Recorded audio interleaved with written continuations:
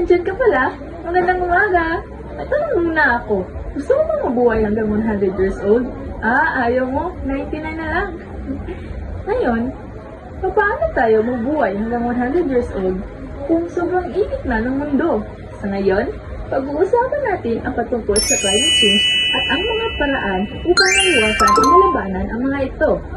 Alam mo ba na hindi mo kailangang maging isang scientist o maging si Captain Planet para maiwasan ang climate change?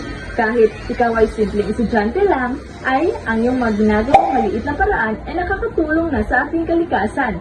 Kaya ngayon, ang aking grupo ay ibabahagi namin ang mga paraan at paano malabanan ang climate change. Kaya, Syra, pasok!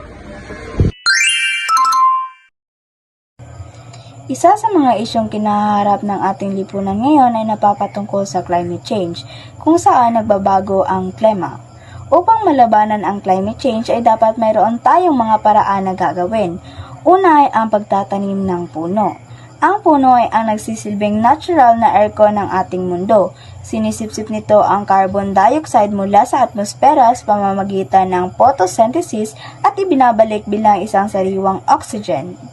Sa pamamagitan nito ay mababawasan ang carbon dioxide na nagpapalala ng init sa ating mundo. Pangalawa, pag-segregate ng mga basura. Dapat natin paghiwalayin ang di nabubulok sa nabubulok. Hindi pwedeng lahat ay bahala na, dahil kapag binayaan natin ang ating mga basura na maghalo-halo, ay pwedeng magdulot ito ng polusyon. Tatlo, huwag magsunog ng basura. Hindi porke may usok, barbecue na agad. Pang-apat, magtipid ng kuryente. Patayin ang electric fan kung wala namang gumagamit. Hindi nila kailangang mag-overtime. Magtipid sa tubig kapag nagsisipilyo. Isara ang gripo kasi hindi naman naliligo ang toothbrush. Maglakad o magbisikleta kung malapit lang ang pupuntahan. Exercise na nakakatulong pa sa kalikasan. Gumamit tayo ng reusable bag. Mas matibay, mas matipid, mas kaunti ang plastic na ating magagamit. Iwasan ang single-use plastic. Kung maaari namang gamitin ng paulit-ulit, mas mabuti para sa ating kalikasan. Magandang araw. Ngayon ay pag-usapan natin ang sitwasyon kung saan maraming plastic ang nakakalat sa ilog. Plastic, bakit tira sa ilog? May nagtapon sa akin. Hindi man ako marunong lumangoy. Hindi ka isda, basura ka. Maglilinis kami ng ilog, magsisegregate ng basura, at iiwas sa paggamit ng single-use plastic.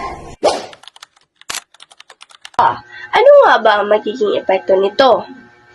Una, lilinaw ang ilog, mababawasan ang pagbaha, magiging ligtas sa mga isda at iba pang yamang tubig, maging tayo mga tao. Ano pa ba ang maaari nating gawin? Ang maaari nating gawin ay magdala ng eco bag at tumbler. Mag-recycle at paalahanan ng iba na ang tamang basurahan ay hindi ang ilog. Hi! Ako'y nagbabalik. May naiintindihan ba kayo sa isinalaysay ng aking mga kagrupo? Kung mayroon, edi mas tumpak. Ito ang tandaan nyo.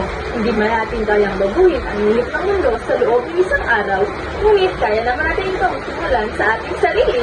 Alam niyo ba na walang planet B? Kaya mas butihin natin alagaan ang ating planet Earth. Kaya ngayon, simulan na natin maglinis para sa magandang kinabukasan. Linis, ano? Tara!